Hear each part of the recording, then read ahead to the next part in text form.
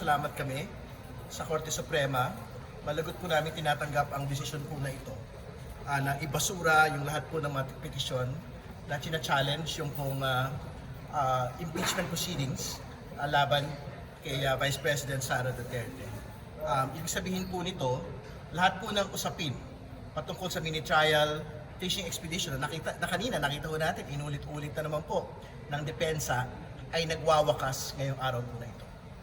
So ibig sabihin, yung pong lunsaran po ng laban ay wala na ho sa Korte Suprema, andito na po sa Senate Impeachment Court. At mataas po yung kumpiyansa ho namin na sa dulot-dulo ng proseso pong ito, yung pong usapin ng katotohanan pananagutan ay mananaig. Ibig sabihin, sa dulot-dulo magtatagumpay po ang prosecution dito sa usapin po ito. So sa madaling salita po kung